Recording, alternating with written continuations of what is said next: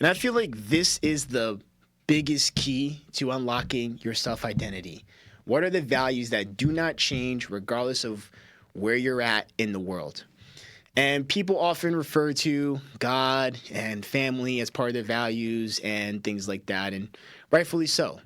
Those are vital.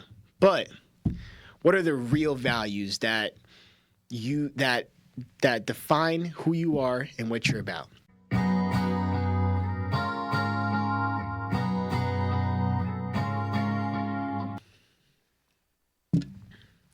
What it do, what it do. It's your boy Andre Spruell, and you are tuning in to Middle of the Fence podcast. Thank you so much for taking time out of your day, whether you're listening, watching, or both. As I like to say, time is the most valuable thing on this earth because we can spend it but can't make it back. So as always, thank you for your time. Have you ever felt like you're different people depending on where you are? One version of you at work, another version with family, another version with new friends, another version with old friends. And sometimes you wonder, which one is actually me? That's the identity tug-of-war, and that's going to be the primary focus for today's episode. Growing up between two worlds isn't just external, it's internal, right? And when it comes to the identity tug-of-war, I feel like it's always associated strictly with race, right? Oh, how I am around certain races within the groups of people. But it takes on so many different forms, all right? It's the professional version versus the casual version of you, the ambitious version versus the relaxed version, the old you versus the new you.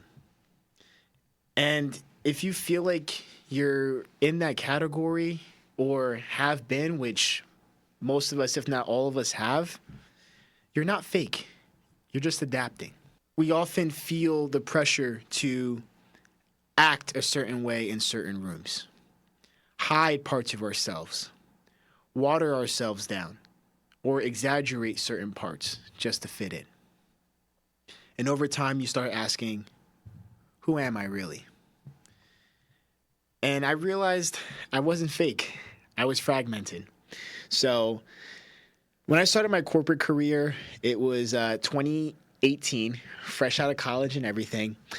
The corporate environment that I was in was mostly Black people because it was a call center. So for the 2 years that I worked there to start my corporate career off, I felt very comfortable. I was using a lot of slang, speaking in African American vernacular English very, very often, and saying certain curse words and sayings that I can only say among other people with similar race and ethnic background, if you know what I mean.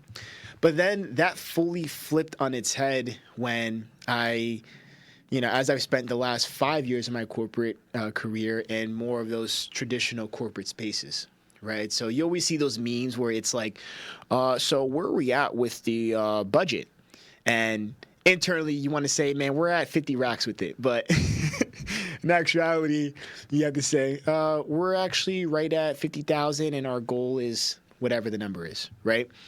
But being in the typical corporate environments where a young mixed race gentleman like myself with my type of background, being in a corporate space with that's predominantly white people and also older as well, it felt like everything that I learned from growing up in the private school environments, but it taking form as an adult.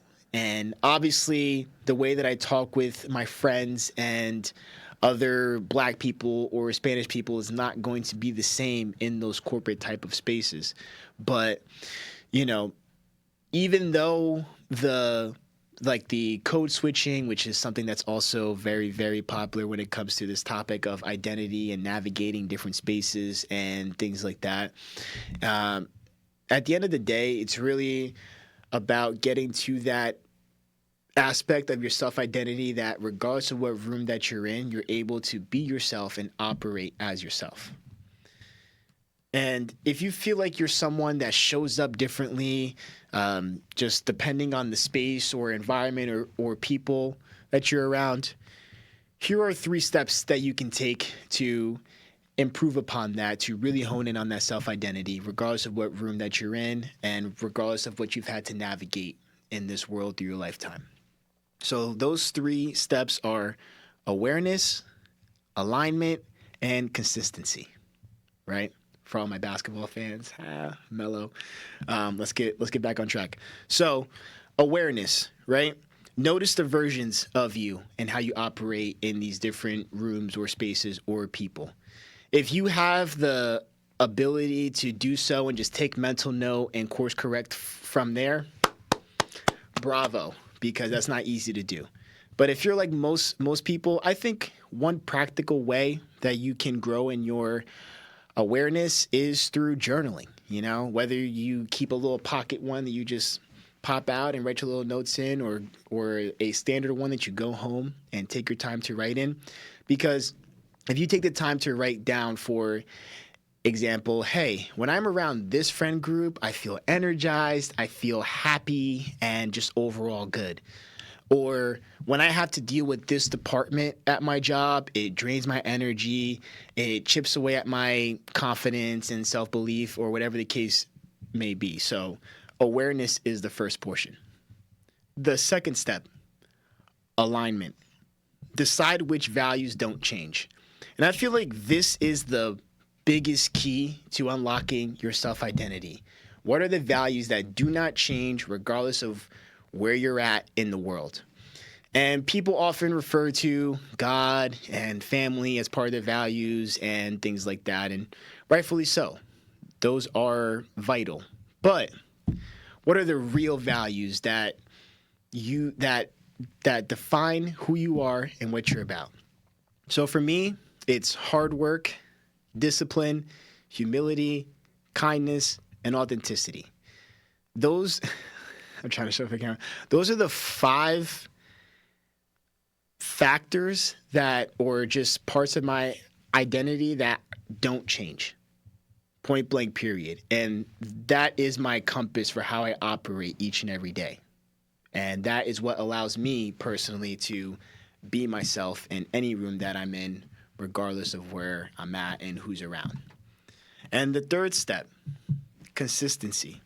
Slowly bringing the real you into every room.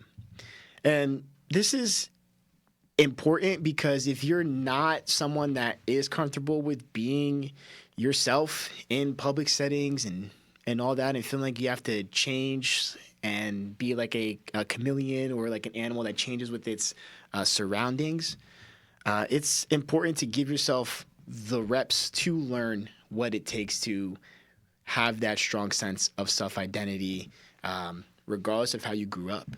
And by doing that, it builds authenticity. And I am a big believer that with how things are unfolding with AI and technology, I just feel like authenticity is going to be valued way more than ever. We can check back on this in a couple of years and see how right or wrong I am. But even when I went to a concert towards the end of last year, there was 100 girls that took the same picture in the same spot. I'm telling you guys. And it was Tame Impala at the Barclays Center. Amazing. And all jokes aside, the goal isn't to pick a side of yourself. The goal is integration. You don't have to choose between the old you and the new you. You don't have to choose between different worlds. The real goal is to become one version of yourself that can stand confidently in all of them. That's what living in the middle of the fence is really all about. And here's a question that I have for the audience. If all the different versions of you sat in the same table, which one would be in charge? So the version of you that's around family, friends, work, personal, whatever it may be, if all the different versions of you sat at the same table, which one would be in charge? I'm really curious what you guys have to say, so please be sure to shoot me a message or leave a comment or just take some time to ponder and reflect on that. So thank you guys for tuning in to this episode. If you're watching us on YouTube, subscribe, comment, and like. And if you're listening on your favorite podcast streaming platform, please be sure to give us a 5-star rating and also follow us so we can continue organically growing this middle of the fence family. For anyone that has felt like they've had to navigate 2 different worlds simultaneously and are shedding who they used to be or what they've known and entering into who they are and who they're meant to become. No matter what side of the fence you grew up on, we're all more alike than we think. My name is Andre Spruell. Catch you guys next time.